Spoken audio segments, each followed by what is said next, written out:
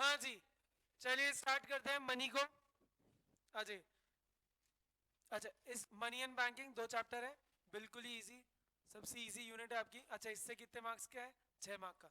1-2 mark का MCQ और 3-4 mark का डायरेक्ट क्वेश्चन आएगा। चलो let's start. Money, let's start. सबसे पहले मनी से पहले क्या था? Barter system. ठीक है, क्या सबसे पहले क्या था? Barter system. बोले तो exchange of goods for goods, where there is a direct barter of goods and services, it is called a barter economy or C2C economy. C2C बोले तो कमोडिटी टू कमोडिटी। ठीक है क्या? Example, when a farmer gives wheat and gets cloth from the weaver in return, it is known as barter exchange. पुराने जमाने का है, जब मनी का कंसेप्ट नहीं आया था, करेंसी का कंसेप्ट नहीं आया था, तो किसका कंसेप्ट आया था? बार्टर का। Right, providing goods for something in return, generally goods for goods. ठीक क्या? चलिए, सिबलिंग्स अगर आपके होंगे तो आप में बार्टर सिस्टम चलता होगा। करे क्या? अगर ये करे तो मैं तेरा ये करूंगा। करे क्या? चलो, अब लेकिन उससे बहुत लफड़े होते हैं बेटा सिबलिंग्स में। कोई बोलता है मैंने ज्यादा काम किया, तूने कम काम किया, तो वही इसलिए आया। Can work only when there exist double coincidence of wants. What is double coincidence of wants? कि बायर और सेलर जो एक दूसरे से एक्सचेंज कर रहे हैं, दोनों से बिल्कुल खुश है। समझा क्या? अरे समझा क्या? तो लेकिन लॉजिकल बात है, ये हर बार पॉसिबल नहीं होगा, इसलिए there is what lack of double coincidence of want. What is double coincidence of wants? refers to simultaneous fulfillment of mutual wants of buyers and seller। समझा क्या भाई? उधर फार्मर को वीट देना था और वीवर को क्लोथ चाहिए था। मान लो ये दोनों चीजें एक दूसरे को नहीं चाहिए, तो फिर तो ये बार्टर सिस्टम एक्सचेंज ही नहीं हो पाएगा। This is known as double coincidence of wants. तो बहुत ज्यादा लिमिटेशंस थी बार्टर में, इसलिए आया। कितनी लिमिटेशन है? 4। कितनी लिमिटेशन है? 4। हर जगह लैक है क्योंकि चारों लिमिटेशन है। कितनी है? 4। मैंने शायद वो मेमोरी टेक्निक बनाई थी।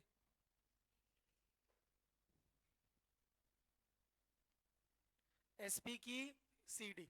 तो S stands for store of value, P stands for payment, C stands for common measure of value and D stands for double coincidence of want। SP की CD, S for store of value, P for lack of deferred payment, C for common measure of value, D for double coincidence of want। चारों जगह lack lack तो लगाने, क्योंकि चारों क्या है? Limitation. सबसे पहली लिमिटेशन क्या है? Lack of double coincidence of wants. अभी डिस्कस किया कि सर जो दोनों जिनको एक्सचेंज करने हैं वो दोनों को वो वाली गुड्स नहीं चाहिए, तो ये एक्सचेंज हो ही नहीं पाएगा। Second, lack of common measure of value. बेटा ऐसा होगा कि एक जना बोल रहा है मैं तेरे को ज्यादा वैल्यू की चीज दे रहा हूँ, दूसरा वाला बोल रहा है नहीं मैं तेरे को ज्यादा चीज की वैल्यू दे रहा हूँ। तो देयर इज व्हाट बेटा? Lack of common measure of value. जो गुड्स एक्सचेंज हो रहे हैं, इट इज नॉट कंपलसरी दोनों गुड्स की वैल्यू क्या हो? सेम। अरे समझा क्या? ठीक है। तीसरा, lack of standard of deferred payment. What is standard of deferred payment? Loan type, कि पैसा इंस्टॉलमेंट्स के अंदर चुकाएंगे। ये इसके अंदर पॉसिबल है क्या? नहीं है। क्यों? क्योंकि हो सकता है उस गुड्स की वो वैल्यू ही ना बचे या सेम क्वालिटी ना बचे। फोर्थ वापस क्या आया? Lack of store value. बेटा पैसे को तुम बचा के रख सकते, सेव करके रख सकते, अकाउंट्स के अंदर, दीवार के अंदर, गद्दों के नीचे। अरे हाँ या ना? लेकिन क्या हम क्या हम क्या हम गुड्स को ऐसे स्टोर कर सकते हैं? क्या उनकी वैल्यू सेम रहेगी क्या पैरिशेबल गुड्स के केस में? नो। तो 4 लिमिटेशन है बार्टर सिस्टम की। What is barter system? Where goods are exchange for goods, it is known as C2C economy. इसमें 4 लिमिटेशन है। एसपी की CD, S for lack of store of value, P for lack of standard deferred payment, C for common measure of value, D for double coincidence of. ये चारों limitations थी, इसलिए किसका concept आया? Money का। और मनी ने क्या किया? ये जो चारों लिमिटेशन थी बेटा, उन्हीं को सॉल्व कर दिया। It is a medium of exchange. तो lack of exchange of value था कॉमन मेजर वैल्यू, तो उसके लिए आ गया एक्सचेंज, कि मनी के थ्रू हम एक्सचेंज कर सकते हैं। Second, it is a measure of value या फिर यूनिट ऑफ अकाउंट, कॉमन। ठीक है क्या? Works as a common denomination. ठीक है। Medium of exchange double coincidence वाली चीज को सॉल्व कर सकता है, कोई दिक्कत नहीं है। यूनिट ऑफ अकाउंट या मेजर ऑफ वैल्यू बोले तो बुक में भी लिख लेना, मेजर ऑफ वैल्यू के उधर स्लैश करके यूनिट ऑफ अकाउंट। तो क्यों? क्योंकि कॉमन वैल्यू है। यहाँ पे पैसे की वैल्यू, भाई मेरे पास जो 100 का नोट है, आपके जो 100 का नोट है, उसकी वैल्यू सेम है। तीसरा स्टोर ऑफ वैल्यू, अभी बताया था, अभी डिस्कस किया था, मनी को तो स्टोर कर सकते हैं। फोर्थ स्टैंडर्ड डेफर्ड पेमेंट, चल ही रहे लोन्स वगैरह, ठीक क्या। तो चारों फंक्शन कर ले रहा है, जो उसमें दिक्कत थी ये फंक्शंस भी है। क्वेश्चन आया ना अगर what are the functions of money, तो बेटा ये फंक्शंस भी हैं, 4 main functions, medium of exchange, measure of value या unit of account, store of value and standard of deferred payment. बेटा बहुत इजी है, बार्टर की लिमिटेशन याद कर लो, उसी की जो दिक्कतें थी वही सारी फंक्शंस है किसका, मनी का, समझा क्या। चलो अगला, money is anything which is generally accepted as a medium of exchange, measure of value, store of value and means for standard of deferred payment. अच्छा now आइए इंपॉर्टेंट बात है, what is legal definition of money. Legal definition of money बहुत ही अच्छी है, money is what the law says is money, money is what the law says is money, मतलब कानून ने बोला ये पैसा तो ये पैसा, समझा क्या। तभी तो आपने डिमोनेटाइजेशन की अगर डेफिनेशन देखी हो, scrapping the legal tender of money, तो वहां पे उसको लॉ के थ्रू ही उसको पैसे को खत्म कर देते हैं। तो यहाँ पे लॉ के थ्रू ही बोल रहे हैं ना, लॉ ने जो बोला मनी तो वो मनी, समझा क्या, वरना लॉ ने हटा दिया तो पेपर बन जाएगा प्लास्टिक का, और कुछ काम नहीं है, समझा। चलो अब आइए दो चीज, legal accretion money of two type, legal tender money and non legal tender money और optional money. Legal tender money जिसको हम ध्यान रखना, which can be used legally to make payment of debts और अदर ऑब्लिगेशन, जिसको हम legally पे कर सकते हैं। दो तरह का, limited legal tender and unlimited legal tender. Limited legal tender मतलब एक लिमिट तक की पेमेंट इसके अंदर एक्सेप्ट करा जाएगा। मान लो आपको फीस देनी थी, आप कॉइन्स के अंदर लेके आ गए, लो सर 1 लाख रुपया कॉइन्स के अंदर, we are not bound to accept it, समझा क्या। आपने देखा होगा ना अजमेर में 10 का नोट सिक्का नहीं चलता, 10 का नोट तो चलता है, तो limited legal tender is not compulsory सामने वाला उसमें पैसे एक्सेप्ट करे, पर सर कब तक कितने तक एक्सेप्ट कर सकता है, नॉट एक्सीडिंग 1000, तो it is that's why limited legal tender की एक अमाउंट तक ही पैसा एक्सेप्ट करेंगे, उसके बियॉन्ड हम चाहे तो मना कर सकते, ऑप्शनल है, समझा क्या। Unlimited that form legal tender money which can be paid in discharge of a डेब्ट ऑफ एनी अमाउंट, समझा क्या। अरे समझा क्या, India paper notes are unlimited legal tender, coins limited legal tender, paper notes unlimited, समझा। कहां तक limit है, नॉट एक्सीडिंग 1000। चलिए money supply, money supply refers to total volume of money held by the public at a particular point of time in an economy। किसकी बात हो रही है मनी सप्लाई पे, जो बेटा किसके पास है, पब्लिक के पास, जो किसके पास है, पब्लिक के पास, held by public at a particular point of time, एक particular point of time, stock या फ्लो, स्टॉक।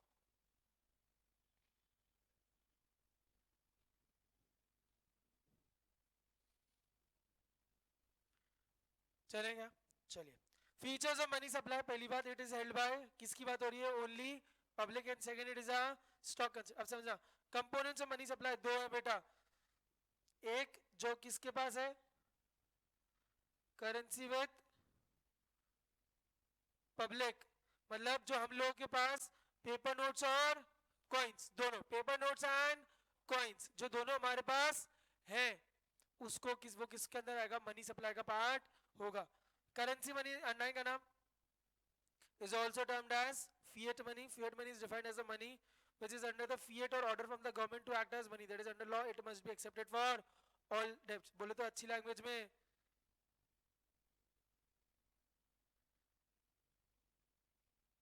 अभी पढ़ा था ना legal tender money, legal tender money में क्या था, कॉइन्स और नोट्स, और यहाँ पे क्या बोला, करेंसी विद पब्लिक में नोट्स एंड कॉइन्स, तो किसकी बात हो रही है, लीगल टेंडर मनी, समझा क्या, समझा। इसको हम और क्या कहते हैं, फिएट मनी, मतलब कानून ने बोल रखा है ये पैसा, it is under the fiat और it is under the power of government, चलेगा। Second, net demand deposits with bank, हम लोगों का पैसा जो बैंक के अंदर है as a demand deposit. What is demand deposit, खाते के अंदर जो पैसा है, सेविंग्स वगैरह सब, जाके बोलेंगे पैसा मिल जाएगा, समझा क्या।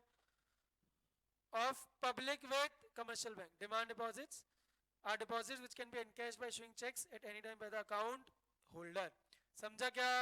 तो देखो मनी सप्लाई में दो चीज आ रही है, currency with public and second net demand deposits with banks, with commercial banks. किसकी? पब्लिक की। किसकी बात हो रही है? पब्लिक की, क्योंकि मनी सप्लाई में हम किसका देख रहे हैं? पैसा पब्लिक का। तो ऐसा समझो बेटा, हमारे पास क्या पैसा है? अपन का जो पैसा है दैट इज मनी सप्लाई, जो हमारे कैश और कॉइन्स घर में पड़े और जो हमारा बैंक के अंदर पैसा पड़ा वही तो मनी सप्लाई। तो वही बोला है करेंसी, और या मैं बोलूँ तो करेंसी विद पब्लिक, जो घर में पैसा है, और बैंक के अंदर जो पैसा that is net demand deposits with bank. समझा क्या? चलो, currency with public is what? Legal tender money. चलो, मेजर्स ऑफ मनी सप्लाई, एक ही है सिलेबस में, कौन सा? M1। आइए, it is the first and basic measure of money supply, most liquid measure of money supply. ठीक है, फॉर्मूला क्या है? Currency and coins with publics, demand deposits of commercial banks plus other deposits with RBI. ठीक है, what is high powered money? Produced by RBI and government, produced by RBI and government, denoted by H, denoted by H. M is what? Money. Money consists of currency and demand deposits, while high powered money consists of currency and cash reserves with bank. मतलब sir money के अंदर तो केवल हमारा पैसा आ रहा है, और हाई पावर्ड मनी में हमारा पैसा भी और जो आरबीआई के पास कैश रिजर्व्स है वो भी। समझा क्या? तो दैट इज हाई। अब मुझे बताइए what is bigger term, H और M? H. H is high powered as compared to M because cash reserves serve as the actual basis of generation of demand deposit.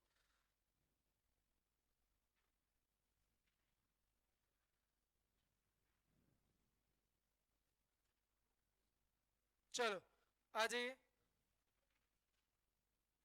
क्या?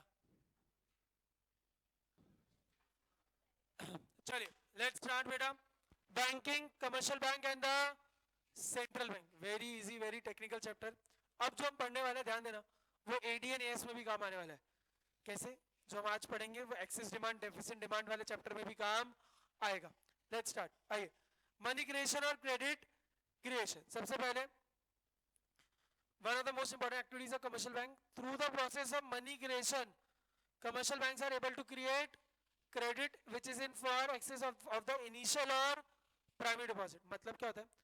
Bank के पास primary deposit आता है, या जो कोई इंसान पहली बार पैसा दिया उसको हम बोलते हैं प्राइमरी डिपॉजिट या इनिशियल डिपॉजिट। उसके थ्रू बैंक्स क्या करती है? क्रेडिट क्रिएट करती है, और वो बहुत मल्टीपल टाइम्स क्रेडिट क्रिएट करती है। कैसे करती है? इसके लिए दो अजम्पशन है। देश के अंदर एक ही बैंक है, एक पूरा कमर्शियल बैंकिंग वन यूनिट है and is termed as bank. Second, सारा खर्चा, सारा पेमेंट किसके थ्रू हो रहा है? Is routed through bank. That is all payments and made through cheques and all receipts are deposited in banks. मतलब हम कुछ भी कमाते हैं, कुछ भी पैसा आता है, कुछ भी पैसा जाता है, सब किसके थ्रू हो रहा है? उस एकलौते बैंक। याद रखना दो असम्पशन है। क्या दो असम्पशन है? देश के अंदर एक ही बैंक है। दूसरा असम्पशन क्या है? सर सारा रिसिप्ट पेमेंट किसके थ्रू हो रहा है? बैंक के अंदर, दो नंबर का कोई पैसा ही नहीं। बहुत ही बड़ा असम्पशन पर है। ठीक है क्या? चलिए, these deposits are used for giving loan, अभी समझाऊंगा पूरा। ठीक है, ऐसा समझो। और इनको however bank cannot use whole deposit for lending, legally compulsory for the bank to keep a certain minimum fraction known as LRR और reserve deposit ratio और reserve ratio। चलो अब एक बात समझते हैं, ये क्या है? बैंक। ठीक है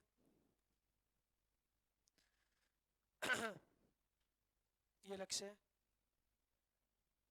लक्ष्य ने मान लो बैंक के अंदर 7 कैलकुलेशन में मुश्किल हो जाएगा, 1000 रुपए डिपॉजिट करे। मैंने क्या बोला? लक्ष्य ने बैंक के अंदर कितने रुपए डिपॉजिट करे? 1000। ठीक है, अभी हमने पढ़ा बैंक के अंदर डिपॉजिट होता है। बैंक क्या करता है? अब बैंक कुछ नया पैसा तो नहीं लाएगा, बैंक इसी पैसे को क्या करेगा? उधार डिपॉजिट तो क्या इसी पैसे को घुमाएगा, मतलब इसी पैसे से उधार देगा। और अभी हमने देखा बैंक सारा का सारा पैसा उधार नहीं दे सकता, थोड़ा पोर्शन अपने पास रख लेता है। अपन मान लेते हैं एलआरआर, उसको हम क्या कहते हैं? पोर्शन जो खुद को रखता है एलआरआर। हम अज्यूम करते हैं एलआरआर की रेट क्या है? 20%। तो बैंक ने क्या किया? 1000 डिपॉजिट आया, उसका एक पोर्शन 200 खुद के पास रख लिया। कैसे 200? क्योंकि एलआरआर क्या है? 20%, 1000 का 20% 200, और रिमेनिंग 800 एज लोन दे दिया। किसको लोन दिया? अरे लोन दे दिया दर्श को। ठीक है क्या? ठीक है क्या? ठीक है।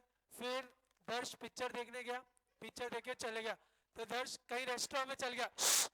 दर्श रेस्टोरेंट में गया, दर्श ने पिज्जा वगैरह खाया। अरे खाया खिलाया ठीक है, ठीक है। अब जो ये पिज्जा वाला है इसके पास 800 रुपए है क्या? अरे इस पिज्जा वाले के पास 800 रुपए है क्या? इसने 800 रुपए के पिज्जा वगैरह सब खा ली। अरे हाँ है ना। अभी 800 रुपए वापस कहाँ जाएंगे? बैंक में जाएंगे वापस। बैंक के पास डिपॉजिट कितना आया? 800। अब बैंक वापस 800 का पूरा दे देगी क्या? नहीं, 800 का 20% काटेगी। 800 का 20% 160। ठीक है क्या? और रिमेनिंग अमाउंट कितना हुआ? 640 वापस किसी को लोन दे देगी। अब वो इंसान जैसे लोन लिया, अब मान लो हार्दिक, ठीक है, हार्दिक ने लोन लिया, हार्दिक ने जाके जिम की फीस पे करी 640 रुपया। ये जिम वाला वापस कहाँ जाएगा? बैंक में। फिर 640 डिपॉजिट हुए, 640 का 64 64 128 128, ये 640 कट के वापस किसी को लोन चल गया। तो ऐसा करके 640 माइनस 128 कितना होता है? 512। 512 कहाँ चल गया? As a loan. यहाँ पे कितने कटे? 200 200 ऐसा। समझा क्या? तो दिस इज व्हाट, जो स्टार्टिंग में पैसा है 1000, उससे बैंक ने मल्टीपल टाइम्स पैसा क्रिएट कर लिया। This is known as money creation. समझा? तो इनिशियल डिपॉजिट कितना है? 1000, लेकिन उससे बैंक ने घुमा घुमा के मल्टीपल टाइम्स पैसा कन्वर्ट कर दिया, इंक्रीज कर दिया। अब दूसरी बात क्या, कौन सा पोर्शन पूरा खुद नहीं रखा? क्या रखा खुद के पास? एलआरआर। अब इसमें क्वेश्चन आता है, sir why only a fraction of deposits are kept as cash reserves? Cash reserves बोले तो एलआरआर। कि क्यों सर थोड़ा सा इतू सा 20% पोर्शन ही रख रही है? तो उसका रीजन है, एग्जाम में डायरेक्ट क्वेश्चन आता है, ध्यान दीजिएगा। पहली बात, all the depositors do not approach the banks for withdrawal of money at the same time and they do not withdraw the entire amount in one go।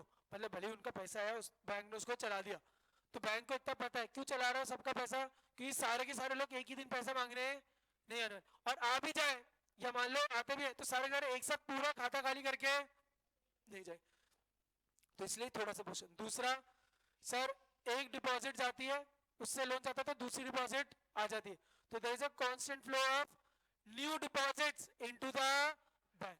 मतलब एक डिपॉजिट जा रही है तो दूसरी डिपॉजिट आ जाती है, तो ऐसी कोई दिक्कत नहीं है, तो इमरजेंसी केस में उस डिपॉजिट से पैसा दे सकते हैं। क्या समझ आया?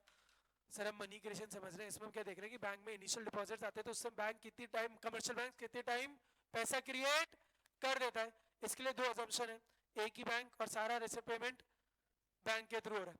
अच्छा, बैंक के पास पैसा आता है इनिशियल डिपॉजिट, उसको ऐसे लोन देता है, लेकिन सारा अमाउंट देता है क्या? नहीं, एक थोड़ा सा पोर्शन खुद के पास आता है, नोन एज एलआरआर। फिर वो पैसे से काट कर पैसा घुमाता जाता है। Sir why only small amount of fraction is kept as LRR?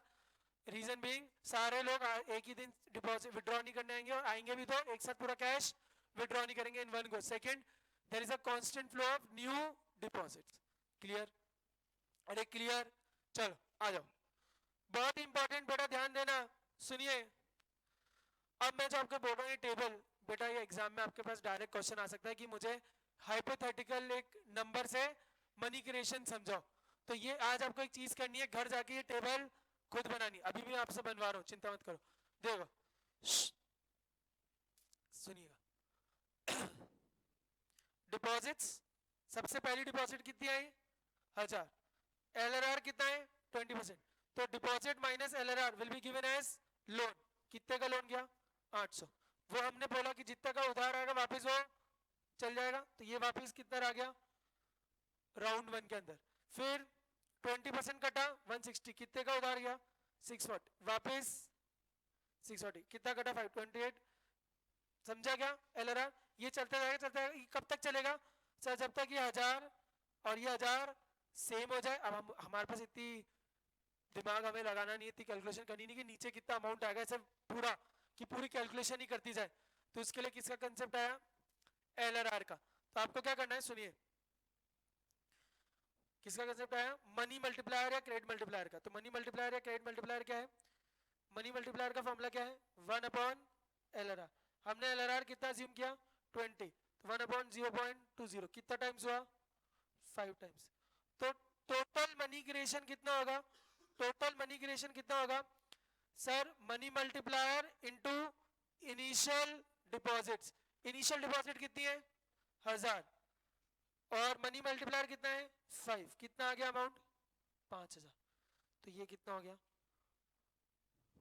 5000। समझा गया? Total deposit. अब नीचे वाली कैसे करोगे? 2-3 राउंड खेल ले, फिर छोड़ देना यूं और लास्ट अमाउंट लिख देना टोटल में 5000। अच्छा 5000 का दूसरा 20% सीधा काटो, कितना हुआ? 1000। 1000। दूसरा एक और ट्रिक, 1000 और 1000। अच्छा माइनस कर लो, that will be the amount given as loan. समझा क्या? अरे समझा सबको? ये टेबल देखो एक बार, ठीक है जल्दी से। Money multiplier is the number by which total deposits can increase inversely related to LRR. कैसे? जितना ज्यादा एलआरआर उतना मनी मल्टीप्लायर कम। समझा के क्वेश्चन आ सकते हैं। ये मैक्स से बेटा बिल्कुल डिनोमिनेटर यहाँ पे इंक्रीज होगा तो उधर मनी मल्टीप्लायर बढ़ता जाएगा। Increase decrease decrease increase. ठीक है मनी मल्टीप्लायर का फॉर्मूला।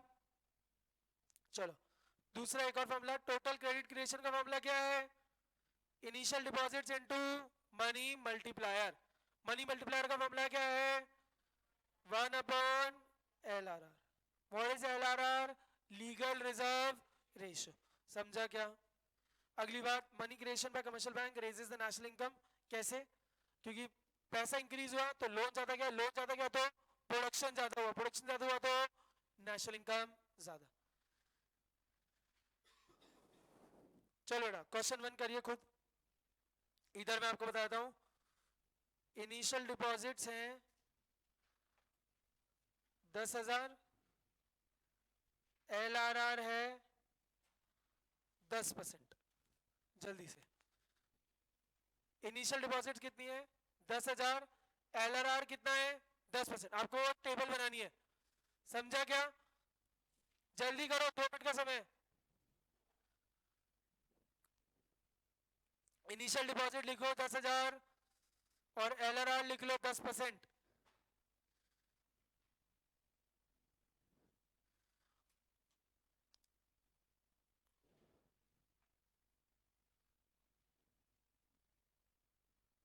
चलो ये वाली टेबल बनानी है। यहाँ पर LRR विल बिकम 10%, ये वाला इनिशियल डिपॉजिट विल बिकम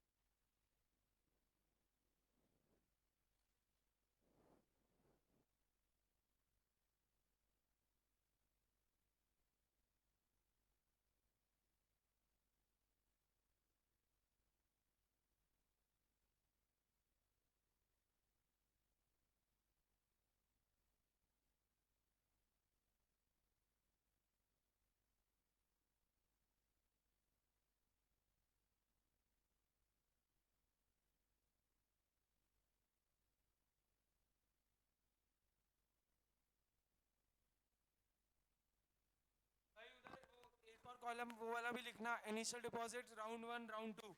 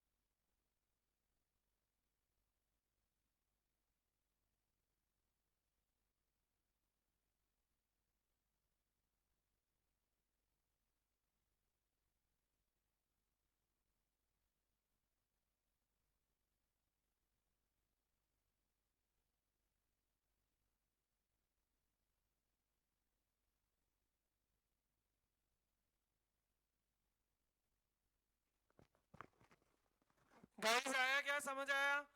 देखो 10,000 is the initial deposit, LRR is 10%। अच्छा 10,000 का 10% रखेंगे यानी 1,000, यानी लोन 9,000। जो लोन होता है वही राउंड वन बन जाएगा 9,000। 9,000 का 10% 900 कितना हुआ 8100।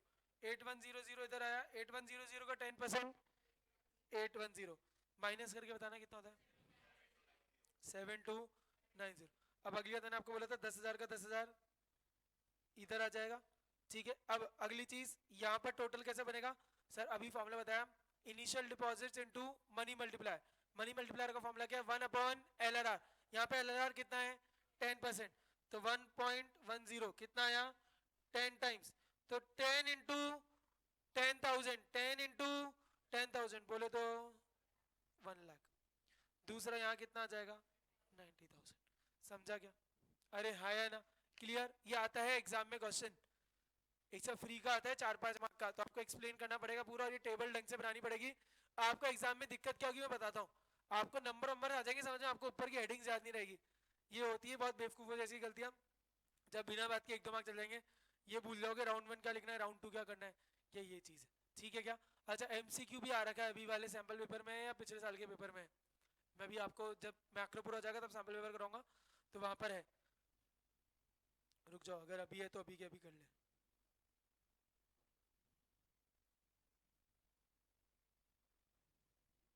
ओहो ये रहा, करो देखो, अभी के अभी का क्वेश्चन है, हाथों हाथ ताजा ताजा करें, खत्म। आपको ये फिगर बताना है 1 2 3 4 सीक्वेंसिंग। तो देखो चलो करो, फिर चीट करेंगे अपन।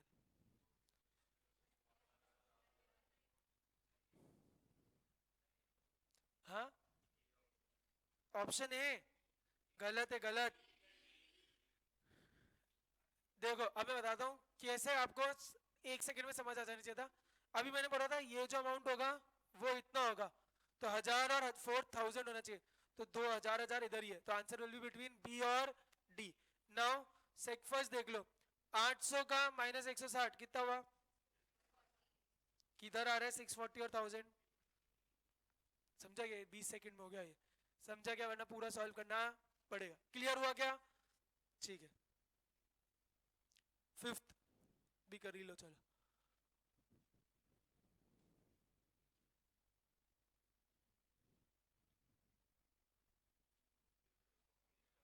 यूनिट ऑफ अकाउंट, समझा क्या? चलो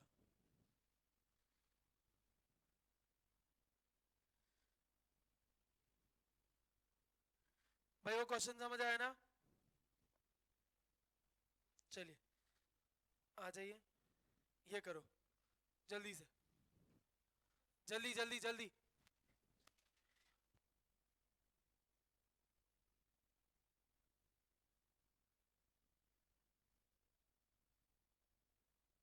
ने 2 3 4 जल्दी जल्दी करिए। Question number 2, question number 3, question number 4।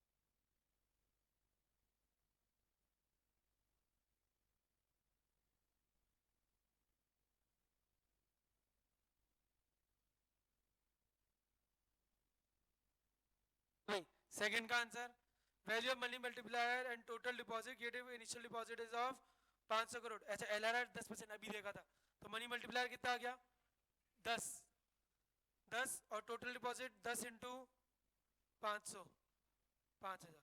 अरे हाँ या ना? ठीक है, समझा क्या? अच्छा ये 10 कैसे आया? 1/0.10 gives you 10 times money multiplier. Total deposit का फॉर्मूला क्या था? Money multiplier into initial deposit. Third, total deposit created by bank is 12,000 and LRR is 25%. Then calculate the amount of initial deposit. बिल्कुल easy है. Total deposit का मामला क्या था? Initial deposit into money multiplier. तो money multiplier निकाल लो. 1.2.5 कितना हुआ? 4. तो मनी मल्टीप्लायर आ गया 4. टोटल डिपॉजिट कितनी है? 12,000. तो इनिशियल डिपॉजिट कितनी हो गई? 3,000. कैसे हुई? 12,000 बाय 4. 12,000 divided by 4 is 3,000. ठीक है, कोई बात नहीं. Calculate the LRR if initial deposit of 200 crores led to creation of total deposits of 1600 crore. ये हुआ क्या? 12.5. कैसे हुआ? 1600 अपॉन कितना हुआ? ये 12.5 तो नहीं हो रहा. अरे रुक जा रुक जा, मन में ही हो रही है बस तेरे. बाकी सबसे हो गया क्या? ये बिल्कुल बेसिक मैथ्स है भाई. देखो यहाँ पर हम क्या करेंगे? एलआरआर चाहिए तो हम मनी मल्टीप्लायर निकालेंगे. मनी मल्टीप्लायर कैसे निकलेगा? Total deposit is equals to initial deposit into money multiplier. तो money multiplier will become total deposits upon initial. Total deposit 1600 divide by money multiplier कितना आ गया? 8 टाइम्स. अच्छा मनी मल्टीप्लायर का formula क्या है? 1 अपॉन एलआरआर. तो एलआरआर क्या बन जाएगा? 1 अपॉन मनी मल्टीप्लायर. तो 1 अपॉन 8 करोगे तो कितना आएगा? 12.5%. समझा क्या? यही आ रहा है क्या answer?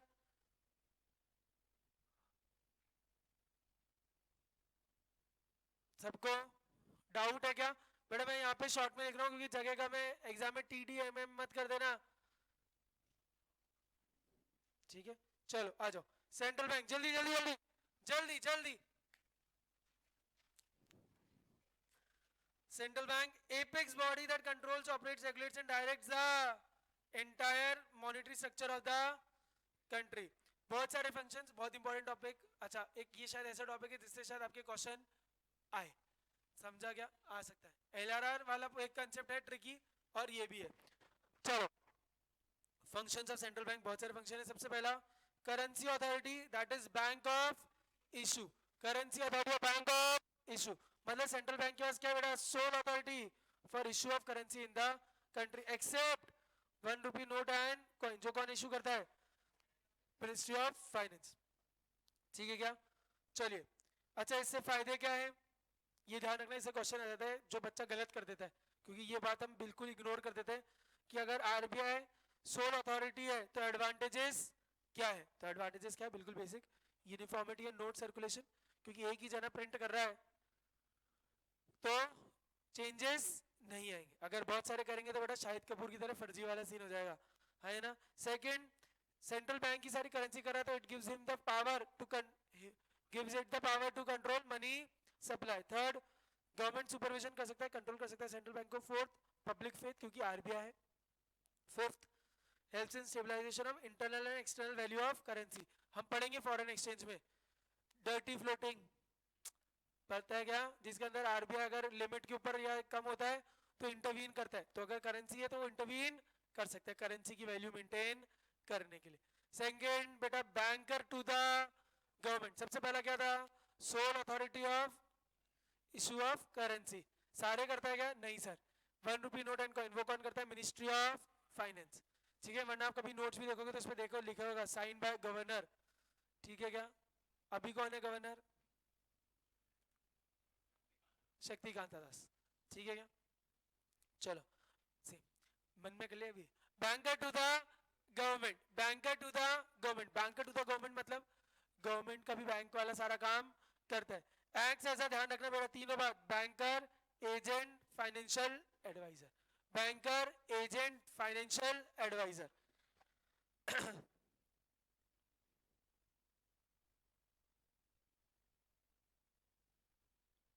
Financial advisor agent banker. ठीक है क्या? एज ए बैंकर सारी बैंकिंग बिजनेस करते हैं, मतलब गवर्नमेंट के करंट अकाउंट को मेंटेन करता है, बैलेंस करता है, मनी का इनफ्लो और आउटफ्लो दोनों करता है, gives loans and advances to the government for temporary period, as an agent उसके बिहाफ पे सारा काम करता है, पब्लिक डेब्ट को मैनेज करता है, and as a financial advisor advice करता है गवर्नमेंट को फ्रॉम टाइम टू टाइम कि कैसे पैसे को सॉल्व करना है। तीन चीजें, बैंकर टू द गवर्नमेंट में क्या कर रहा है, फैब है, फैब बोले तो financial advisor, agent, banker, banker के कैसे सर आरबीआई का सॉरी गवर्नमेंट का सारा पैसे को संभालता है, मतलब जो भी बिजनेस वाले ट्रांजेक्शन है सारे वो करता है as a banker, current account payment लेता है, रिसिप्ट्स करता है, लोन और एडवांसेस भी देता है, एज ए एजेंट उसके बिहाफ पर पब्लिक डेब्ट को मैनेज करता है, and as an advisor government को एडवाइस करता है यहाँ पैसा लगाओ यहाँ पैसा मत लगाओ, या इन मॉनेटरी मैटर्स को ऐसे संभालिए। समझा क्या? चले क्वेश्चन आ सके। तीसरा बैंकर्स बैंक एंड सुपरवाइजर, यहाँ किसकी बात आ रही है, कमर्शियल बैंक्स की, तो उनका बैंकर्स बैंक है और उनका सुपरवाइजर है, ठीक है क्या? चलिए, being the apex bank central bank, बेटा डोंट राइट आरबीआई, क्योंकि इंडिया का केवल आरबीआई सेंट्रल बैंक है, हर जगह का सेंट्रल बैंक अलग होता है, एक कॉमन या जेनरिक टर्म क्या है, सेंट्रल बैंक, तो राइट सेंट्रल बैंक, भले मतलब सेम है सेंट्रल बैंक आरबीआई का, लेकिन केवल इंडिया के लिए मतलब सेम है। चले बैंकर टू अदर बैंक्स, चलो सबसे पहला कस्टोडियन ऑफ कैश रिजर्व्स, अभी हमने देखा था एलआरआर परसेंट रखता है, तो एलआरआर का 1% बैंक खुद के पास रखता है, 1% आरबीआई के पास रखता है, सेंट्रल बैंक के पास, तो उसके रिजर्व्स को क्या करता है, संभाल के रखता है, तो custodian of cash reserve. Second बेटा लेंडर ऑफ लास्ट रिजर्व, मतलब जब कोई नहीं था तो सेंट्रल बैंक था, समझा गया, मतलब कमर्शियल बैंक को कोई पैसा नहीं दे रहा था तो lender of the last resort. एक क्वेश्चन है आपने किया होगा बुक में अपन ने हॉट्स के अंदर, एक क्वेश्चन है कि मान लीजिए एक ऐसा सिनेरियो आ गया कि सारे डिपॉजिटर्स एक साथ पैसा मांगने आ गए, तो क्या करेंगे, तो वहां पर RBI will do lender of the last resort. कैसे भाई, बैंक था उसका सारे लोग पैसा मांगने आ गए एक साथ, तो अब क्या करेंगी, सेंट्रल बैंक क्या करेगी, तो central bank will act as the lender of the last resort, कि उसकी हेल्प करेगी बैंकिंग सिस्टम को चलाने के लिए, तो उसके बिहाफ पे पैसा देगी। समझा क्या? क्वेश्चन आता है ऐसा।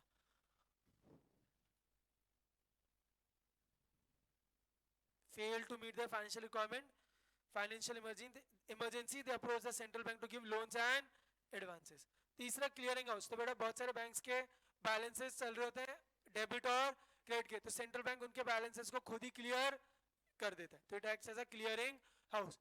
बैंकर्स बैंक में क्या क्या कर रहा है, custodian of cash reserves, lender of the last resort, clearing house. चलो very important, controller of money supply and credit, कौन सी पॉलिसी चलती है यहाँ पे, मॉनेटरी पॉलिसी। एक्सिस डिमांड के अंदर एक और पॉलिसी आती है फिस्कल पॉलिसी, गवर्नमेंट के टैक्सेशन और एक्सपेंडिचर की। यहाँ पर आरबीआई की या सेंट्रल बैंक की बात हो रही है कि कैसे वो देश के मनी सप्लाई या क्रेडिट को कंट्रोल करता है, कैसे मनी सप्लाई को इंक्रीज करता है, कैसे मनी सप्लाई को डिक्रीज करता है। वेरी इंपॉर्टेंट, आ जाइए कौन सी पॉलिसी के थ्रू, मॉनेटरी पॉलिसी। सबसे पहला आया रेपो रेट। अच्छा एक बात समझेगा, कैसे इंक्रीज करता है, एक बात लॉजिक समझ आया ना, सुनना। आरबीआई कुछ कॉस्ट पर मान लो बैंक्स को पैसा दे रहा है, बैंक्स को जो कॉस्ट लग रही है उस पे बैंक्स कहने से अपना मार्जिन ऐड करके हम जैसे को पब्लिक लिख लेते हैं, पब्लिक को पैसा दे रहा है, इतना समझ आ रहा है क्या? तो अब यहाँ पे आरबीआई कैसा करेगा, इस कॉस्ट के साथ खेलेगा। आरबीआई क्या करेगा, इस कॉस्ट के साथ खेलेगा। कॉमन सी बात है, अगर ये कॉस्ट बढ़ गई तो बैंक्स की खर्चा बढ़ गया तो हम लोगों को महंगा मिलेगा, अगर ये कॉस्ट कम हो गई तो इनको सस्ते में मिलेगा तो हमारे को भी सस्ते में मिलेगा। समझा गया? तो नाउ लेट्स स्टार्ट विद सबसे पहला कौन सा, repo rate. Repo rate is the rate at which central bank lends money to commercial bank to meet their short term needs। मतलब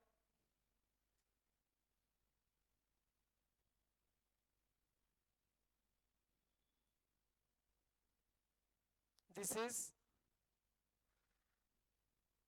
इज सेंट्रल बैंक, ठीक है क्या? सेंट्रल बैंक ने, सुनिएगा, सेंट्रल बैंक ने कमर्शियल बैंक को क्या दिया, लोन। क्या दिया, लोन। अब लोन दिया तो इसके बदले कुछ इंटरेस्ट रेट पे करनी पड़ती है क्या? If this loan is of what, short term, मैंने क्या बोला, this loan is of short term, come time के लिए। तो इसके बदले जो बैंक इंटरेस्ट रेट पे करेगी दैट इज नोन एज, समझा क्या? अरे ये बात समझ आई? सेंट्रल बैंक ने उधार दिया किसको, कमर्शियल बैंक को, आगे लोन देने के लिए, कुछ भी काम के लिए, शॉर्ट टर्म के लिए। तो शॉर्ट टर्म पे जो इंटरेस्ट रेट वापस कमर्शियल बैंक सेंट्रल बैंक को पे करता है that is known as repo rate, समझा क्या? शॉर्ट टर्म होता है, जो लॉन्ग टर्म नहीं होता, ठीक है क्या? अब एक बात समझिएगा, मुझे बताओ, मनी सप्लाई कम करनी है, मनी सप्लाई कम करनी, यानी आप लोग के पास पैसा कम जाना चाहिए या आप लोग कम उधार मांगने चाहिए। अभी मैंने आपको कॉस्ट वाला लॉजिक दिया, तो रेपो रेट से मनी सप्लाई कैसे कंट्रोल करेंगे, क्रेडिट क्रिएशन कैसे कंट्रोल करेगी? आरबीआई क्या करेगी, रेपो रेट को इंक्रीज कर देगी। अगर रेपो रेट इंक्रीज हो गई तो बैंक के पास पैसा महंगा आ रहा है क्या? बैंक के पास महंगा आ रहा है तो वो हमारे को महंगा, और हमारे पास उधार महंगा आएगा तो हम उधार नहीं लेंगे, समझा क्या बेटा? तो रेपो रेट ज्यादा तो मनी सप्लाई कम, समझा क्या? या फिर क्रेडिट क्रिएशन कम। सिमिलरली रेपो रेट ज्यादा, कम कर दी तो मनी सप्लाई ज्यादा, मनी सप्लाई ज्यादा, क्रेडिट क्रिएशन ज्यादा, समझा क्या? अब इसमें आप लिख पाओगे ना, रीजन भी आता है व्हाई, तो सीधा लिख लोगे ना, increase in repo rate increases the cost of borrowings, forces the commercial bank to increase the lending rate which discourages borrowers from taking loan. समझा कि आपको एक्सप्लेनेशन भी देना पड़ेगा, ऐसे चार्ट तो बनाना इस पॉइंट पर, ऐसा वाला फ्लो बनाना, मतलब कि रेपो रेट बढ़ी तो cost of banks increase, landing rate increase तो मनी सप्लाई डिक्रीज, पर इसका एक्सप्लेनेशन भी देना, ये 2-3 लाइन का बिल्कुल बेसिक है, ये आपको देना जरूरी है, समझा क्या? चलो अगला, मान लो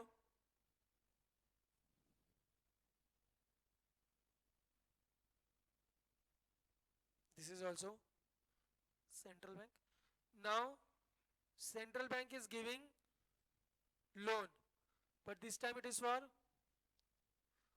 long term, this is for long term, तो इसके बदले भी कुछ इंटरेस्ट रेट पे करेगी क्या? उसको क्या कहते हैं? बैंक रेट, उसको क्या कहते हैं? बैंक रेट, समझा क्या? सेंट्रल बैंक ने उधार दिया कितने टाइम के लिए? लॉन्ग टर्म के लिए, तो लॉन्ग टर्म पे जो कमर्शियल बैंक इंटरेस्ट पे करेगा that is known as bank rate. क्या से सेम लॉजिक लगेगा यहाँ पर, मनी सप्लाई को कम करना है तो बैंक रेट को आरबीआई सेंट्रल बैंक बढ़ा देगा, तो बैंक के पास महंगे में पैसा बचा तो वापस वो महंगे में पैसा देगा, समझा क्या? तो सिमिलरली यहां पर भी यही हुआ,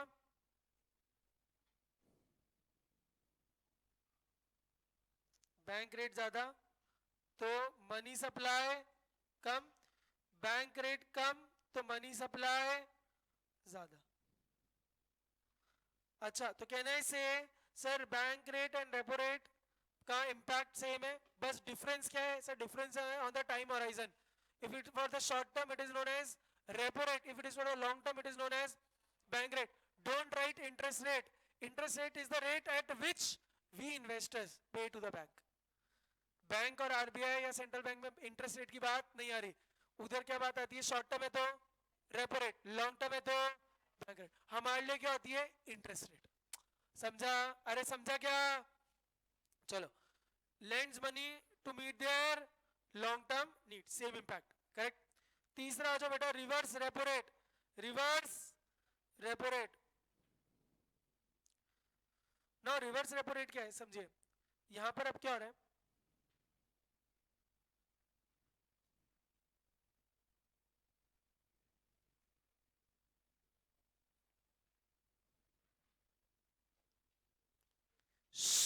दो मिनट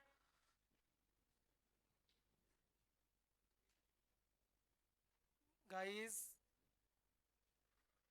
ठीक है सुनिए, ये बैंक है, अब मान लो कमर्शियल बैंक के पास एक्स्ट्रा पैसा बचा है, कमर्शियल बैंक के पास एक्स्ट्रा पैसा है, तो इसके पास दो ऑप्शन है, या तो सेंट्रल बैंक को दे या फिर आम जनता को दे, दिस इज आम जनता, ठीक है? नाउ अगर सेंट्रल कमर्शियल बैंक अपने सरप्लस फंड्स को डिपॉजिट कराता है सेंट्रल बैंक को, तो सेंट्रल बैंक उसको एक इंटरेस्ट रेट पे करती है जिसको हम कहते हैं रिवर्स रेपो रेट। ठीक क्या? मैंने क्या बोला, यहाँ पे उल्टा रिवर्स क्यों है? क्योंकि यहाँ पे central bank is paying the interest, यहाँ पे central bank is paying the interest to commercial bank. समझा क्या? अब मुझे बताओ, यहाँ पे मनी, अब बैंक के पास तो लिमिटेड पैसा है, या तो वो सेंट्रल बैंक को जमा कराए या फिर लोन दे। अब मुझे एक बात बताओ, मनी सप्लाई कम करना है, मनी सप्लाई कम करना है तो सेंट्रल बैंक क्या चाहेगी कि ये जो बैंक है ये पैसा सेंट्रल बैंक को दे, यहाँ पर पैसा नहीं जाओ, तो उसके लिए क्या करेगी? रिवर्स रेपो रेट को बढ़ा देगी। रिवर्स रेपो रेट को बढ़ा देगी तो क्या होगा? सेंट्रल बैंक, कमर्शियल बैंक को अच्छा पैसा मिल रहा है और कमर्शियल बैंक चाहेगी कि आम जनता की जगह मैं सेंट्रल बैंक को दूं। क्यों? एनपीए तो नहीं होगा, एनपीए बोले तो नॉन परफॉर्मिंग एसेट, डिफॉल्ट तो नहीं होगा भाई। यहाँ तो रिस्क है ना भाई बहुत ज्यादा, कि पैसा दिया चुकाया नहीं तो सेंट्रल बैंक तो ना भागेगी। अब सेंट्रल बैंक ही जिस देश की भाग जाए तो उस देश में बहुत रिस्क है। समझा क्या? फिर तो मनी सप्लाई की बात ही नहीं होगी। अरे समझा क्या? तो what will central bank do if it wants to reduce the money supply? Money supply अगर कम करनी है तो क्या करेगी सेंट्रल बैंक?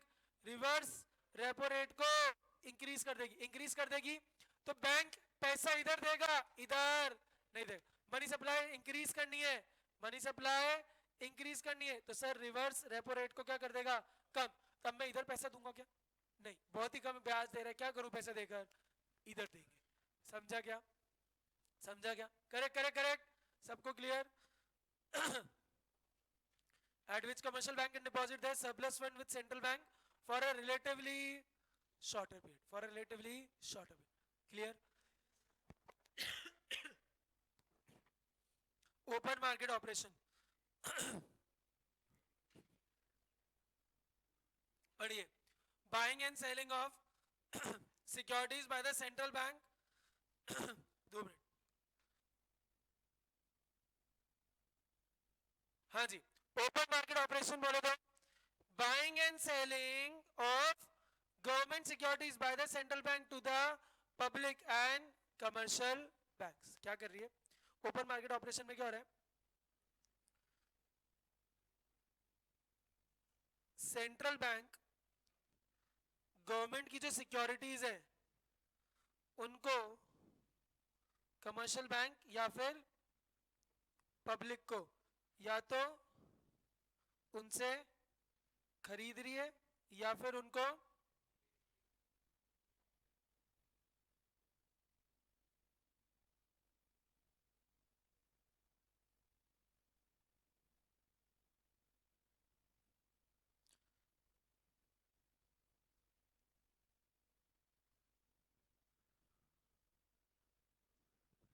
मैंने क्या बोला? सेंट्रल ओपन मार्केट ऑपरेशन में क्या हो रहा है? सुनिए, सेंट्रल बैंक क्या कर रही है सर? गवर्नमेंट की जो सिक्योरिटीज है, गवर्नमेंट की जो सिक्योरिटीज है वो आम जनता या कमर्शियल बैंक से या तो खरीद रही है या फिर बेच रही है। नाउ मनी सप्लाई को क्या करना है? डिक्रीज करना है। मनी सप्लाई को क्या करना है?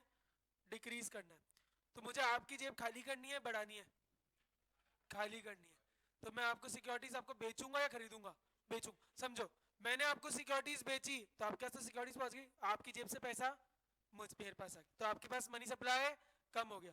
तो मनी सप्लाई अगर डिक्रीज करनी है तो it will sell the government securities, right? Now I want to increase your money supply, what will I do? I will sell और बाय। बेटा मैं आपसे सिक्योरिटीज खरीदूंगा तो मेरे पास सिक्योरिटीज आई, आपके पास पैसा आ गया। समझा क्या? तो if the government wants to increase the money supply it will buy securities, if it want to decrease the money supply it will sell the security। Logic समझा? क्योंकि सिक्योरिटीज आपको बेची तो आपका सिक्योरिटी चल गई, आपका कैश हमारे पास आ गया। आपसे खरीदा तो सिक्योरिटीज हमारे पास आ गई, कैश आपके पास चल गया। क्लियर? क्लियर क्या? चलो लीगल रिजर्व रिक्वायरमेंट, ठीक है? क्या एलआरआर अभी पढ़ा था, इसमें 2 पार्ट है बेटा, सीआरआर एसएलआर। ना बेटा बच्चा कंफ्यूज होता है। अब जो वो दो टुकड़ा था ना, याद करो एलआरआर का, तो थोड़ा पार्ट कमर्शियल बैंक खुद के पास रखता है, थोड़ा पार्ट सेंट्रल बैंक। अभी हमने पढ़ा था बैंकर्स बैंक में कस्टोडियन ऑफ कैश रिजर्व। तो अब ध्यान देना, बच्चा कंफ्यूज होता है सर सीआरआर खुद के पास या एसएलआर खुद के पास। तो आप ध्यान रखना बेटा, central bank stands for C, cash reserve ratio stand for C. तो सी सी ए, तो सेंट्रल बैंक के पास क्या है? CRR, C and C is common. समझा क्या? तो एसएलआर खुद के पास, ऐसे याद रख लेना। C for central bank, C for CRR. तो सेंट्रल बैंक के पास एलआरआर का कौन सा पोर्शन है, सीआरआर या एसएलआर? सीआरआर।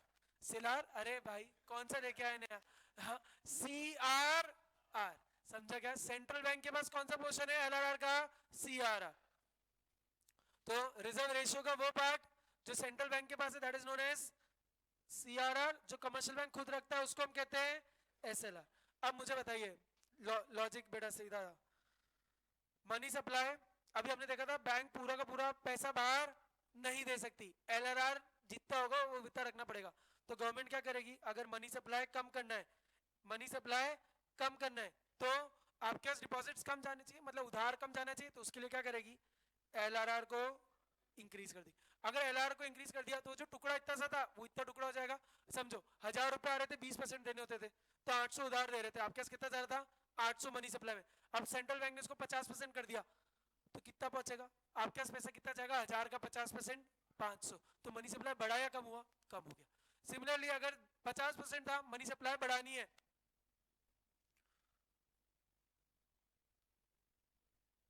मनी सप्लाई बढ़ानी है तो एलआरआर क्या कर देगा, कम। समझो बेटा 50% था 10% कर दिया, तो पहले 500 रुपए आ रहे थे, अब आपके पास कितने आएंगे, 1000 इंटू 90% 900 रुपया, तो मनी सप्लाई बढ़ गई। समझा क्या? ठीक है। Margin requirement, what is margin requirement? Sir हम, आपने एक सुना होगा गिरवी, कोलैटरल।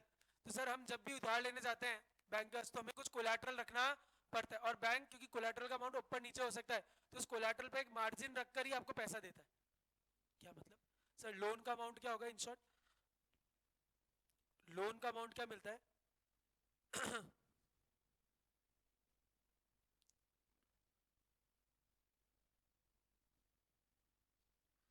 या कोलैटरल का जो भी मार्जिन है, समझा क्या? सुनो, मान लो ऐसे समझो, मार्जिन रिक्वायरमेंट केस 1 30% है, मेरे कोलैटरल की वैल्यू है 100 करोड़, तो मार्जिन रिक्वायरमेंट क्या होगा, 100 करोड़ इंटू 30%। मुझे लोन कितना मिलेगा, अबे 70 करोड़। मुझे उधार कितना मिला, 70 करोड़। समझा कैसे? What is margin requirement? Sir मैंने गिरवी रखा है कुछ, उस गिरवी का कुछ परसेंटेज काट कर बैंक मुझे देगा। सर क्यों कुछ परसेंटेज काट रहा है? क्योंकि कोलैटरल का अमाउंट इंक्रीज डिक्रीज हो सकता है, एसेट जो भी गिरवी रखा है उसकी अमाउंट इंक्रीज डिक्रीज होता है, तो बैंक सेफ साइड पर, पैसा कम नहीं पड़ना चाहिए अगर उसने उधार नहीं चुका है तो। समझा क्या? नाउ 70 करोड़, ये समझ आया? Now the bank want to increase the money supply, bank want to increase the money supply, तो मार्जिन रिक्वायरमेंट को क्या कर देगी, कम। मान लो 20% कर दिया, तो 100 करोड़ माइनस 100 करोड़ का 20% 80, ठीक है। मनी सप्लाई रिड्यूस करनी है, 50% कर दिया, कितना पैसा आएगा, केवल 50 करोड़। तो इससे एक समझ आया, मनी सप्लाई को बढ़ाना है तो मार्जिन रिक्वायरमेंट को कम कर दो, और मनी सप्लाई को कम करना है तो मार्जिन रिक्वायरमेंट को बढ़ा दो। Difference between the amount of loan and market value of the security offered by the borrower against the loan. समझा क्या? चलो, other instruments of credit control, moral suasion. देखना, this is a combination of persuasion and pressure that central bank applies on other banks in order to act them in a manner in line with its policy। मतलब प्यार से समझा रहे हैं, समझ लो ऐसा बेटा। Is exercise through discussion, letter, speeches and hints to bank. Selective credit control, the RBI gives directions to other bank to give or not to give credit for certain purposes, कि इस पैसे, इस सेक्टर को पैसा नहीं देना है, इस सेक्टर को पैसा देना है, तो that is known as selective credit control. बचपन में करते होंगे तुम, तुझे इससे बात नहीं करनी, इससे बात करनी है, तो दिस इज व्हाट बेटा, सेलेक्टिव क्रेडिट कंट्रोल। तो बैंक बोल रहा है इससे बात कर, इसको पैसा दे, इसको पैसा मत दे। समझे? तो that is selective credit control. Third इसी का क्वांटिटेटिव वर्सेस क्वालिटेटिव। तो बेटा क्वांटिटेटिव कौन से थे, क्वांटिटेटिव कौन से हैं, ये एलआरआर तक। क्वांटिटेटिव तक कौन से हैं, एलआरआर तक। मार्जिन रिक्वायरमेंट क्वालिटेटिव में आता है, किस में आता है, क्वालिटेटिव। मार्जिन रिक्वायरमेंट किस में आता है, क्वालिटेटिव। क्वांटिटेटिव में कौन से आ गए, क्वांटिटेटिव में कौन से आ गए, repo rate, bank rate, reverse repo rate, open market operation, LRR. समझा क्या? क्वालिटेटिव में कौन से आ गए, margin requirement, selective credit control, moral suasion. बेटा लिख लो अगर नहीं लिख रखा हो तो, लिखा हुआ है क्यों कह रहा हूं, एग्जाम में क्वेश्चन ऐसे भी आ जाता है, क्रेडिट कंट्रोल के अप्रोचेस बताइए, क्वांटिटेटिव या फिर क्वालिटेटिव। तो आप क्वांटिटेटिव में क्वालिटेटिव बता के आगे तो दिक्कत हो जाएगी, समझा। क्वांटिटेटिव में कौन से आते हैं, repo rate, bank rate, reverse repo rate, open market operation, legal reserve ratio. Qualitative में margin requirement, selective credit control और मॉरल सुआज। समझा क्या? चलो last, custodian of foreign exchange reserve. तो देश के फॉरेन एक्सचेंज रिजर्व को भी क्या करता है, आरबीआई संभाल के रखता है। Gold and reserves, helps in stabilising the external value, helps in balance of payment. कितने फंक्शन थे जल्दी से, 5। कौन से, bank, sorry sole authority of currency issue, banker to the government, bankers bank, उसमें आ गया थर्ड में, बैंकर्स बैंक सुपरवाइजर, फोर्थ ना वो बैंकर्स बैंक में बेटा, कंट्रोलर ऑफ, देखो money supply and credit, fifth is custodian of foreign exchange reserve. एक सेकेंड बस, फिर इसके अंदर क्वालिटेटिव एंड क्वांटिटेटिव। क्वालिटेटिव के अंदर repo rate, bank rate, reverse repo rate, open market operation, legal reserve ratio या legal reserve requirements, moral suasion in selective credit control, margin requirement. What is repo rate? Sir RBI central bank ने loan दिया short term के लिए, उसके लिए जो interest पे करते हैं उसको हम कहते हैं repo rate. Bank rate long term के लिए जो इंटरेस्ट रेट पे कर रही है कमर्शियल बैंक सेंट्रल बैंक को। सर मनी सप्लाई बढ़ानी है तो इन दोनों को कम कर दो, मनी सप्लाई कम करनी है इन दोनों को बढ़ा दो। ओपन मार्केट ऑपरेशन, सर यहाँ पे सेंट्रल बैंक गवर्नमेंट की सिक्योरिटीज बाय या सेल कर रहा है टू पब्लिक और कमर्शियल बैंक, उसको मनी सप्लाई बढ़ानी है, मनी सप्लाई बढ़ानी है तो इट विल बाय, और मनी सप्लाई कम करनी है it will sell the securities. 3 हो गए, और क्या बचा, लीगल रिजर्व वो हुआ। तो इसमें 2 चीज, सीआरआर एसएलआर, सेंट्रल बैंक के पास सीआरआर, खुद के पास एसएलआर। मनी सप्लाई कम करनी है एलआरआर बढ़ा दो, मनी सप्लाई बढ़ानी है एलआरआर कम कर दो। क्या रह गया इसमें और, reverse repo rate. Reverse repo rate, commercial bank के पास सरप्लस पैसा है, वो किसके पास डिपॉजिट कर रही है, सेंट्रल बैंक, तो इसके बदले सेंट्रल बैंक जो इंटरेस्ट रेट पे करती है that is known as reverse repo rate. Reverse repo rate बढ़ा देंगे तो मनी सप्लाई कम हो जाएगी, रिवर्स रेपो रेट कम कर देंगे तो मनी सप्लाई बढ़ जाएगी। फिर moral sorry margin requirement, sir amount of loan will be the collateral minus margin requirement. Margin requirement बढ़ा दिया तो लोन कम जाएगा तो मार्जिन सॉरी मनी सप्लाई कम, समझा क्या, and vice versa. Moral suasion hints दे रहा है, स्पीचेस दे रहा है, लेटर्स और डिस्कशन दे रहा है कि भाई ऐसे पैसे कंट्रोल करो। सेलेक्टिव क्रेडिट कंट्रोल, इधर पैसा दो इधर पैसा मत दो, correct.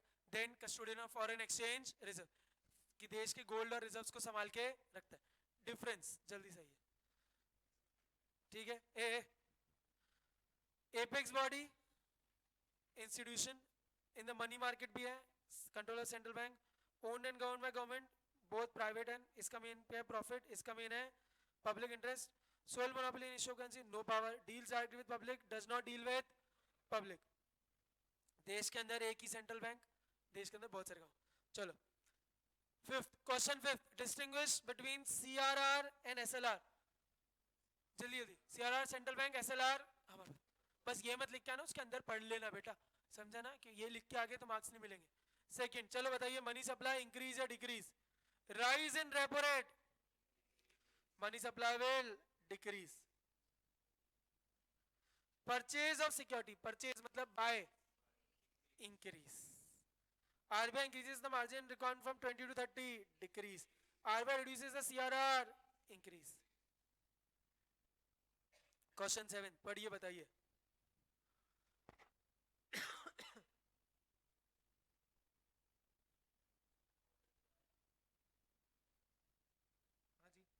Make the credit costly for the general public in order to reduce the availability of credit. तो रेपो रेट बढ़ा दो, रिवर्स रेपो रेट बढ़ा दो, बैंक रेट बढ़ा दो, एलआरआर बढ़ा दो, ये सब समझा क्या? अच्छा, एलआरआर बढ़ाने से एक सेकंड, कॉस्टली है, एलआरआर वाले पे कॉस्टली वाला लॉजिक नहीं लगेगा, एलआरआर वाले पे कॉस्ट, यहाँ पे केवल 3 ही लगेंगे, bank rate, repo rate, reverse repo rate. Logic समझा? क्योंकि मार्जिन रिक्वायरमेंट या बाय ओपन मार्केट ऑपरेशन से कॉस्ट पर कुछ इंपैक्ट नहीं, केवल मनी सप्लाई इंक्रीज डिक्रीज हो रही, महंगा केवल किधर हो रहा है, बैंक रेट, रेपो रेट और रिवर्स रेट। समझा क्या? क्वेश्चन पढ़ना जरूरी है। 8th, पहले 9th देख लो, बिल्कुल बेसिक। 9th तो बिल्कुल बेसिक है। क्या? Central bank plays the role of control of credit, तो पूरा ये जितने मार्क्स के उस हिसाब से समझाना है। 10th, if all the customers, बताइए, demand for deposit at a time, then how does central bank will help commercial bank in this situation? Lender of last resort. एक सेकेंड, क्वेश्चन 8,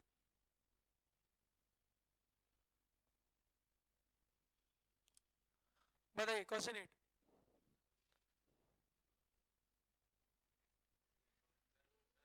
हाँ,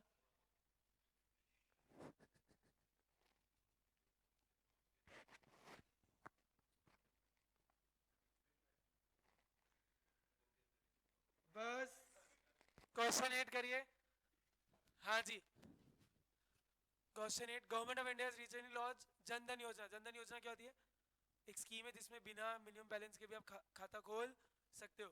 every household in the country to have at least one bank account. तो बताइए इस deposits के अंदर से national income पर कैसे इंपैक्ट पड़ेगा? इंक्रीज। अभी हमने पढ़ा था उधर कि डिपॉजिट ज्यादा होगी तो मनी सब क्रेडिट क्रिएशन ज्यादा होगा, मनी सप्लाई ज्यादा होगी, मनी सप्लाई ज्यादा होगी तो नेशनल इनकम ज्यादा होगी। मैंने वो हमने जो टेबल बनाई थी एलआरआर वाली, उसके जस्ट नीचे पॉइंट था ये। समझा क्या? चलो 2 मिनट, पूरा रिवाइज फिर जाओ, पूरा रिवाइज फिर जाओ।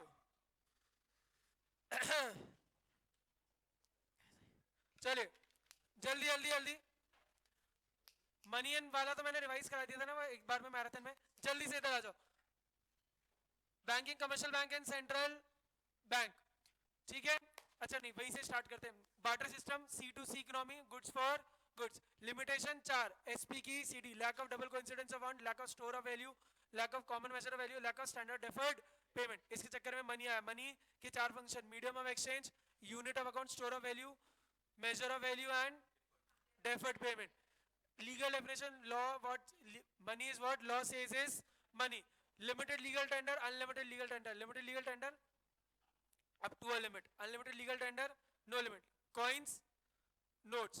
फिर आया मनी सप्लाई। मनी सप्लाई बोले तो, मनी सप्लाई बोले तो पब्लिक के पास जो करेंसी है, it is a stock concept. Money supply के 2 पार्ट्स, करेंसी विद पब्लिक बोले तो notes and coins, limited sorry legal tender money, fiat money, याद है? And then net demand deposits with bank. Money supply का M1, M1 क्या है? M1 क्या है बताओ जल्दी? Currency with public, demand deposits with bank, other securities with RBI, ठीक है? हाई पावर्ड मनी H, ठीक? देन हम आए बैंकिंग मनी क्रिएशन और कैट क्रिएशन। मनी क्रिएशन, कैट क्रिएशन, एक दो कंसेप्ट इधर क्या है कि इनिशियल डिपॉजिट जो बैंकर्स आती है उससे बहुत नंबर ऑफ टाइम्स वो पैसा क्रिएट कर देते हैं। तो सबसे पहले इधर अजम्पशन क्या है? सबसे पहले अजम्पशन क्या है सर? एक ही बैंक है और सारा पैसा रिसिप्ट और पेमेंट बैंक के थ्रू जा रहा है। अच्छा, बैंक का जैसे पैसा आता है वो उसको डिपॉजिट जो आते हैं उसी को लोन देती है, लेकिन सारा का सारा नहीं देती, 1% खुद के पास रखती है। That percentage is known as LRR. Sir why only a percentage of fraction is capped as LRR?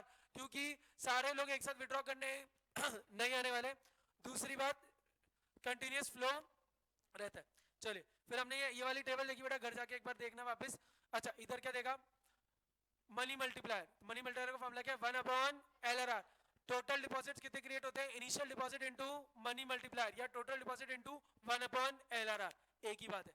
फिर हमने टेबल देखी थी, वो आपको करनी है। अच्छा ठीक है, मनी मल्टीप्लायर, ये वाली बात मैं कह रहा था, ये आंसर, ये वाली चीज, ठीक है? अभी जो क्वेश्चन पढ़ा था हमने, ये 4 क्वेश्चन करे। Then central bank apex body, क्या क्या काम है? Currency authority, that is sole currency issue करता है, सारे करता है क्या? Yes sir, except 1 rupee note and coin, that is issued by ministry of finance. फायदा क्या सर? सेम यूनिफॉर्मिटी रहती है। मनी सप्लाई को इन्फ्लुएंस कर सकता है, external value of currency stable रखता है। इसको एक बार ध्यान रखना है, इसको इग्नोर कर देता है बच्चा तो फायदे याद नहीं आएंगे, क्वेश्चन आ जाता है direct. Government supervision of public faith, banker to the government क्या करता है? FAB. Financial advisor, agent, banker. Financial advisor bank government को बोलता है कि ऐसे पैसे इन्वेस्ट करो और मॉनेटरी टर्म्स को ऐसे संभालो। एजेंट गवर्नमेंट के बिहाफ पे पब्लिक डेब्ट को मैनेज करता है। ऐसा बैंकर उसके करंट अकाउंट के बैलेंस को रखता है, पूरा इनफ्लो देखता है, लोन्स और ये सारी चीजें देता है।